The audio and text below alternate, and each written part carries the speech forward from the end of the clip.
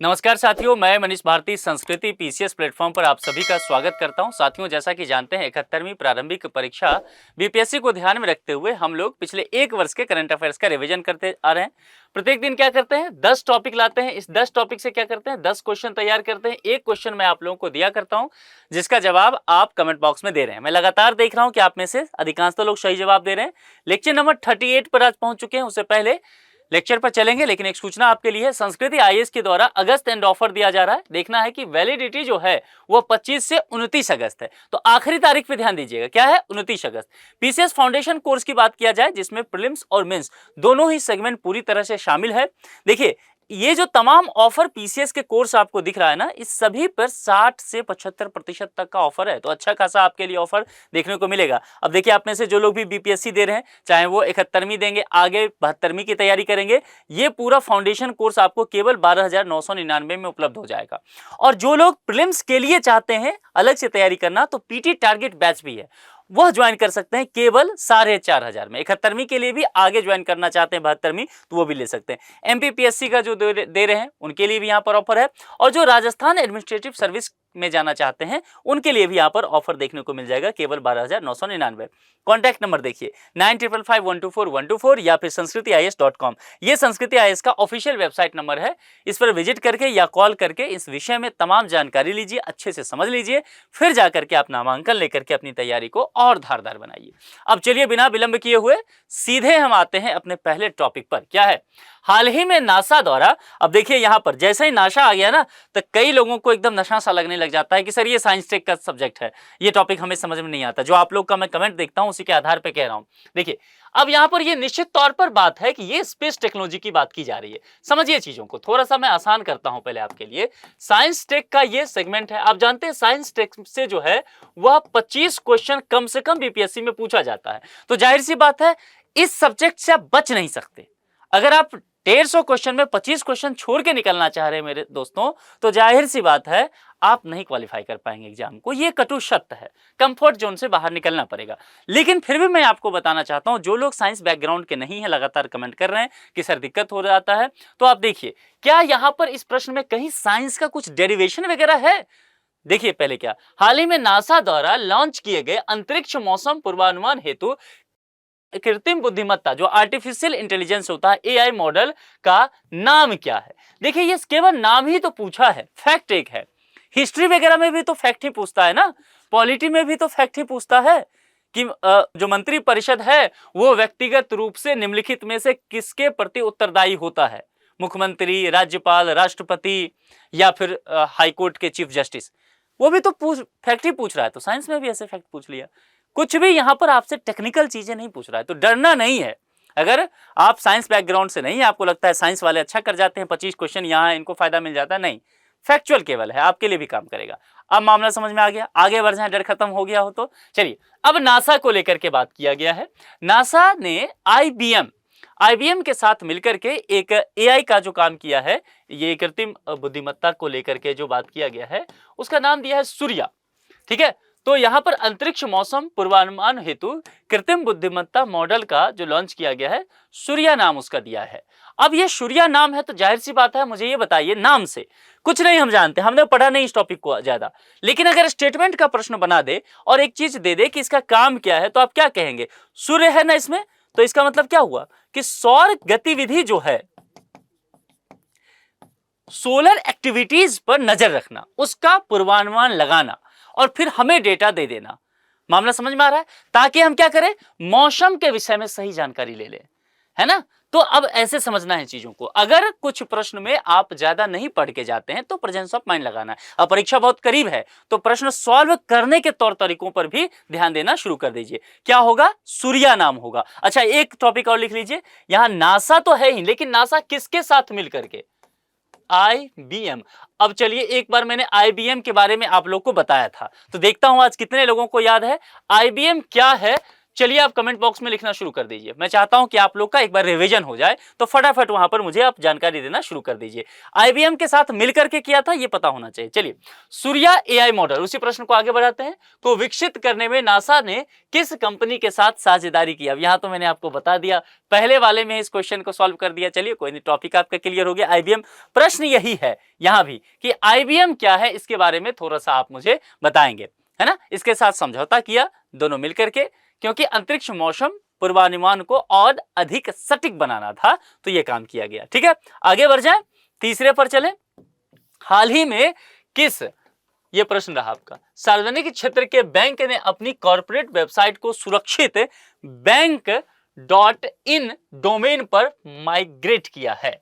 .bank.in, इस पर migrate किया गया। State Bank of India, Punjab National Bank, Bank of Baroda, Canara Bank. जिन लोग को इकोनॉमी से डर लगता है उनके लिए प्रश्न है। कितना आसान प्रश्न है, देखिए। आप लोग कहते हैं सर इकोनॉमी और साइंस को लेकर पता नहीं क्यों परेशान रहते हैं। पीएनबी द्वारा किया गया है। पीएनबी बोले तो पंजाब नेशनल बैंक, ठीक है।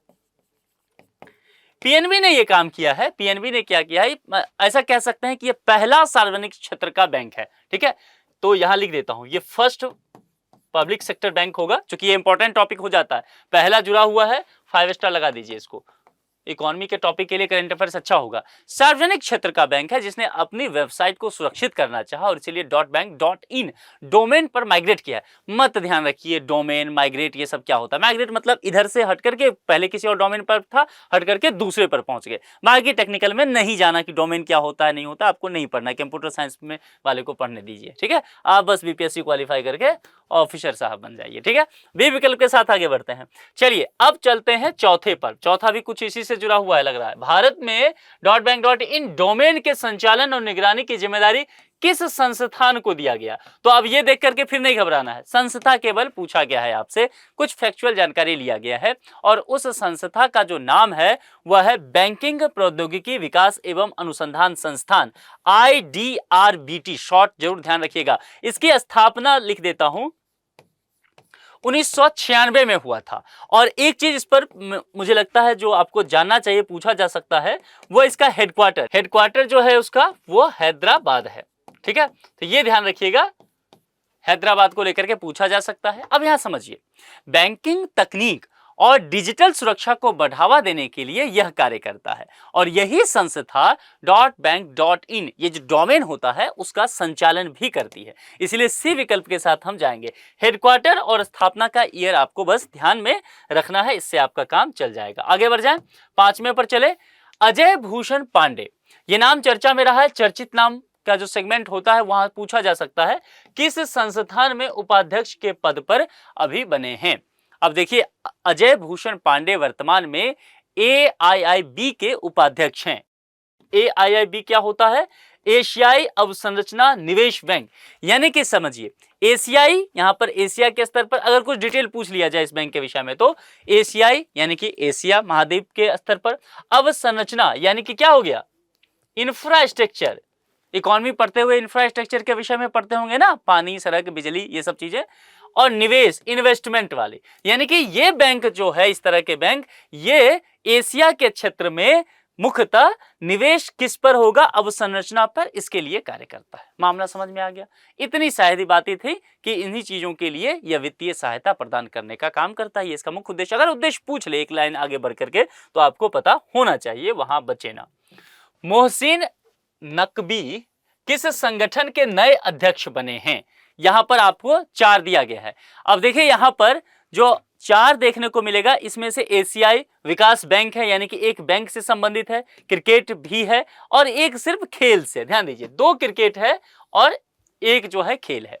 मोहसिन नकवी जो हैं, आप अगर ध्यान रखते हैं तो एशियाई क्रिकेट परिषद का नया अध्यक्ष बने हैं, है ना। ये अध्यक्ष बनाए गए हैं नए, किसका? यहाँ एशियाई क्रिकेट परिषद का।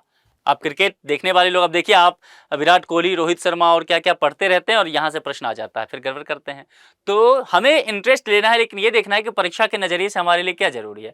मोहसिन नकवी इस पद पर आईसीसी के मौजूदा चेयरमैन जो हैं जय शाह, अभी कौन है? जय शाह, हमारे केंद्रीय गृह मंत्री अमित शाह के बेटे। तो ये जो है मोहसिन नकवी, ये जो इस पद पर आईसीसी के मौजूदा चेयरमैन जय शाह की जगह लेंगे, ये ध्यान रखना है। तो 6 के बी के साथ हम लोग चलेंगे। 7वें पर चलें, विश्व पोलियो दिवस। पोलियो उन्मूलन को लेकर के जागरूकता करने की बात की जाती है, कब सेलिब्रेट किया जाता है ये आपको पूछा गया है। और ये जो है 24 अक्टूबर, लगभग एशिया के क्षेत्र में और भारत में देखेंगे तो लगभग भारत ने इस मामले को लेकर के अपनी पारंगतता वो हासिल कर लिया है। ये विश्व पोलियो दिवस की बात किया जा रहा है, वो 24 अक्टूबर को मनाया जाता है। और यह इसीलिए कि पोलियो उन्मूलन के जो प्रयास हैं और टीका कार्यक्रम जो है उस पर और फोकस किया जाए, ध्यान केंद्रित किया जा सके इसकी जागरूकता के लिए। तो 7वां का ए और क्यों सेलिब्रेट होता है वो बता दिया, वह आपको पता होना चाहिए। अफ्रीकी देशों में बिहार की, कहां पर, अफ्रीकी देशों में बिहार की साइकिल योजना लागू करने के लिए किसने देशों का चयन किया है? ठीक है, भारत सरकार, संयुक्त राष्ट्र, विश्व बैंक या फिर यूनिसेफ। अब इसके विषय में थोड़ा समझिए। अफ्रीकी देशों में बिहार की साइकिल योजना को लागू करने के लिए यूएन ने चयन किया है ताकि बच्चों की शिक्षा और मोबिलिटी बढ़ाई जा सके। अब जैसे बिहार में भी आपने देखा, नीतीश कुमार जब नए नए मुख्यमंत्री बने थे तो सबसे पहले लड़कियों को उन्होंने साइकिल देना शुरू किया था, है ना। मैं उस वक्त क्लास 8, 9 वगैरह में पढ़ा करता था और पहले लड़कियों को मिलता था। फिर मुझे ध्यान है कि एक बार नीतीश कुमार जी मेरे ही स्कूल में आए थे, मैं उस समय बिहार में ही पढ़ता था, और जब हमारे स्कूल में उनका एक प्रोग्राम था तो उस स्कूल में हम लोग वहीं थे सब, उनके प्रोग्राम में उन्होंने कहा था कि मैं देख रहा हूँ कि लड़कों का जो चेहरा है वो उतरा हुआ है। तो वहीं से ये घोषणा किया गया आगे चल के कि अब लड़कों को भी साइकिल दिया जाएगा। तो हम लोग भी उसमें शामिल थे। तो मुझे ये कहानी इसलिए पढ़ाते हुए याद आ रहा है कि इसीलिए दिया गया था ताकि बच्चे साइकिल के माध्यम से स्कूल तक पहुंच सके, यदि स्कूल दूर दराज के क्षेत्रों में है तो। ठीक है, तो यहां पर क्या मतलब हुआ, बच्चों की शिक्षा और मोबिलिटी बढ़ाई जा सके, इसका एक उद्देश्य रखा गया है। और ये कहा यूएन, यानी कि बोले तो संयुक्त राष्ट्र के द्वारा। बी विकल्प के साथ चलिएगा। ठीक है, आगे बढ़ते हैं। आगे, बिहार की साइकिल योजना के लिए यूएन द्वारा किन अफ्रीकी देशों का चयन किया गया, ये ज्यादा इंपॉर्टेंट है। यूएन भी इंपॉर्टेंट है, हो सकता है दोनों टॉपिक को एक ही में समाहित कर दे और पूछा जा सके। तो दो ध्यान रखिएगा, एक कंट्री पड़ता है जाम्बिया और दूसरा माली। यहां पर जो है ना ड्रॉप आउट बहुत ज्यादा हो रहा है स्कूल में। अफ्रीकी देश है, बच्चे स्कूल तक नहीं जा रहे हैं, खास करके लड़कियां तो स्कूल जाना, यहां कहा जा रहा है कि अगर यही कंडीशन चलता रहा तो महिलाएं का स्कूल जाना बंद हो जाएगा। तो इन सब चीजों को देखते हुए यूएन ने कहा कि हम ये जिम्मेदारी उठाते हैं, जाम्बिया और माली जैसे देश में बिहार की साइकिल योजना लागू करने के लिए इसको चुना गया ताकि वहां पर बच्चे जो है स्कूल तक पहुंच सके, शिक्षा से जुड़ सके, उनसे उनका अलगाव ना हो। बिहार की साइकिल योजना किस प्रकार की योजना है? क्योंकि अब देखिए यूएन ने इस बात को कॉपी किया है तो जाहिर सी बात है प्रश्न यहां से बनेगा, इसीलिए इस टॉपिक को अच्छे से पढ़ लीजिए। और ये किस तरह की, क्या ये स्वास्थ्य योजना है, साइकिल चलाना है, स्वास्थ्य ठीक करना है इसलिए दिया गया है? नहीं। क्या ये खेल योजना है? नहीं। डिजिटल शिक्षा योजना है? नहीं। वो लैपटॉप कंप्यूटर देते, क्या है? शिक्षा और परिवहन संबंधी योजना, परिवहन और शिक्षा, बी विकल्प के साथ चलेंगे। अब देखिए इन सब तरह के प्रश्नों को अगर यही आ जाता मान लीजिए प्रश्न, तो क्या आपको ज्यादा पढ़ने की आवश्यकता है या प्रेजेंस ऑफ माइंड लगाना है? Common sense. ओके, बौद्ध धर्म और जैन धर्म की शिक्षा किसने प्रचलित की थी? मैं इसको कहूंगा 5 स्टार लगाइए और इसका जवाब भी दिया दीजिएगा। गुप्त वंश, मौर्य वंश, मगध साम्राज्य, गुप्त और मौर्य दोनों। देखिए बौद्ध और जैन धर्म जो है ना दोनों बिहार से निकला हुआ है, और दोनों ही धर्मों का विस्तार कैसे हुआ, प्रचार प्रसार कैसे हुआ, कहा जाता है राज दरबार के संरक्षण में हुआ, खास करके मगध को लेकर के बात। वो जो 16 महाजनपद हुआ करता था उसमें मगध सबसे समृद्ध और शक्तिशाली महाजनपद, ये सब पढ़ा होगा आपने हिस्ट्री में, मैंने भी तो पढ़ा ही है बिहार स्पेशल में आपको। तो कुल मिलाकर के कहने का तात्पर्य हो गया कि यहां पर इस प्रश्न में आपसे यह पूछा गया है कि फिर किसने प्रचलित किया, क्या वो गुप्त वंश था या मौर्य वंश या मगध साम्राज्य के साथ जाएंगे। देखिए मोस्ट सुटेबल आंसर क्या होता है उसके साथ आपको जाना है। ऐसे प्रश्न का सबसे अच्छा तरीका जानने का यही हो, क्योंकि आपको कई बार लगेगा कि एक से अधिक विकल्प सही हैं, लेकिन फिर वो गलती नहीं करना है कि ऐसे प्रश्न को छोड़ना नहीं, क्योंकि 10 से 15 प्रश्न ऐसे रहेगा बीपीएससी में 150 में, तो छोड़ेंगे तो फिर ऐसे ही कंपटीशन से बाहर हो गए, तो रिस्क लेना पड़ेगा आपको। तो तरीका वही है, ट्रिक मोस्ट सुटेबल आंसर के साथ जाइए, फिर देखिएगा बस ये सोच जैसे दिमाग में लाएंगे वह प्रश्न आसान हो जाएगा। तो आज बताइए कि 10 में से कितना सही हुआ है, ये आखिरी प्रश्न का जवाब दीजिए। और दूसरी बात, एग्जाम बेहद करीब है, तो आप लोग की तैयारी कैसी चल रही है, क्या कुछ और मेरे तरफ से आपको चाहिए है ना इनपुट, तो वो भी मुझे कमेंट करके लिख के आप मुझे बताइए। आज के लिए इतना ही, अपना बेहद ख्याल रखिए, बहुत बहुत शुक्रिया, थैंक यू सो मच।